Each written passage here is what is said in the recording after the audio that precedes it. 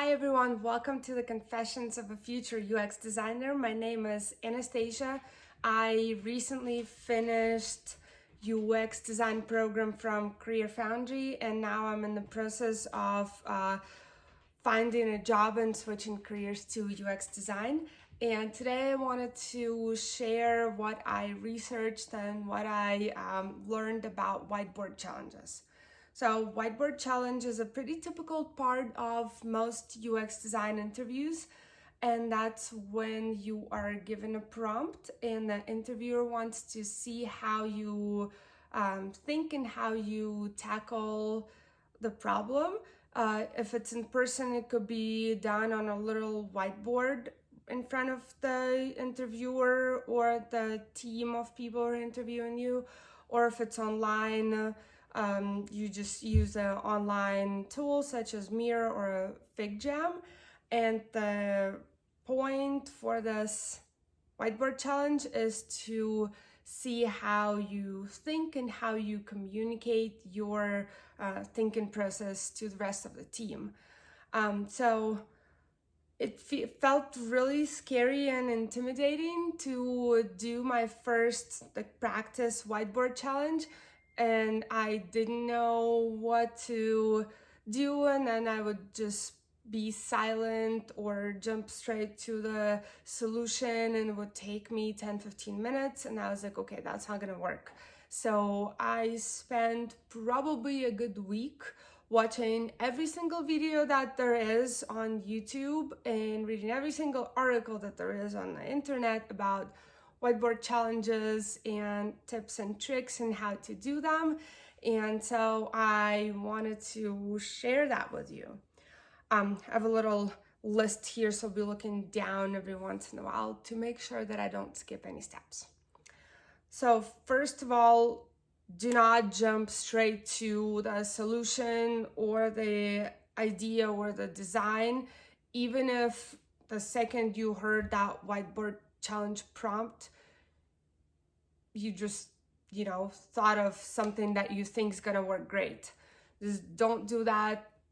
Save this. You'll use that solution later on. Spend the first 20-30 minutes of the challenge, I'd say probably about close to half of the time that you're given, on discovering the problem.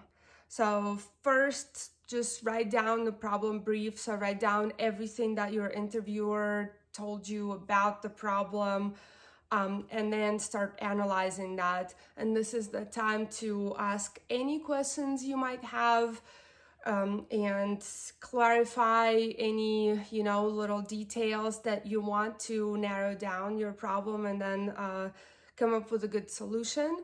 So I recommend, after you go through that the problem brief, which is basically just writing down all the details that you're given, analyze the user part of the problem and the business part of the problem. User is obviously important because it is a user experience interview, so you want to make sure you know who your user is and also their challenges and pain points. And just remember that if you're not given too much research information, it is okay to make assumptions, because this project is all just, make believe. So if you want to narrow it down to create some, pain points that you just think of, feel free to do that.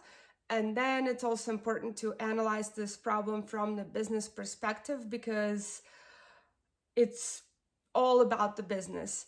You want to focus on the user needs and solve for the user's problem, but you only need that solution if that's going to benefit the business. So it's really important to also identify the business goal, the business need, and any constraints that the business might have for the project. And that will probably take close to 20 minutes, 30 minutes. Make sure you summarize your problem brief with the interviewer. Make sure you check with them, did I get that correctly? Does that sound right to you? And then you can go to the next step, which is the solution area. So first, again, based on your challenges and constraints and all that stuff that you've identified earlier, just brainstorm solutions for about 10-15 minutes, maybe less than that. Just any ideas that come to your mind, brainstorm that, and then narrow those down to 1 to maybe 3 solutions that are most suitable to what the client or what the interviewer wants from you. And then analyze each of those solutions. And I found a really, I think, really great and useful technique to analyze the solution.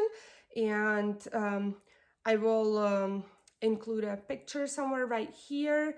So it's basically analyzing every solution from the cost and impact perspective. So any solution you want to be as low cost as possible and as high impact as possible. So any ideas that any solutions that fit into the area of low cost, high impact is what you actually want. And this is how you pick one solution. And then if you have time, you can sketch out some important screens just to show the user flow through your future product. And then make sure you summarize what just happened within the last 5 to 10 minutes of the time that you're given.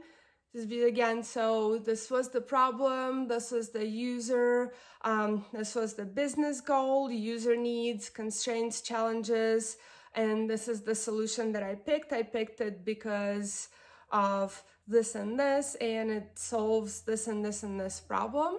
And if I had more time, or if this was a real project, the next step, I would probably actually create an MVP, a prototype, and start testing it to validate my design solution and go from there. And pretty much that's it.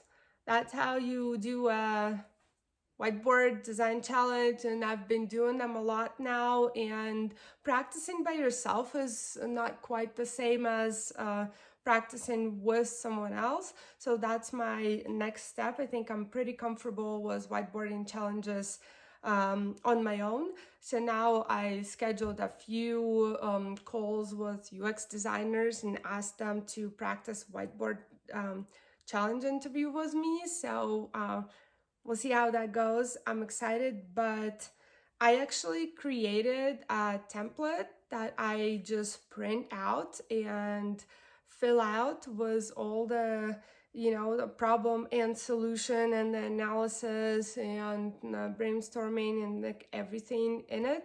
So that helps me stay organized and not skip steps if I'm feeling nervous or stressed, or I feel like I might be out of time. So yeah, that's about it. Good luck with your whiteboarding challenges. I will add my Instagram page in the description to this video. I will be posting more on my job search and all the things there, and also here. If you like this video, please like, subscribe, and comment, and I will see you next time. Bye.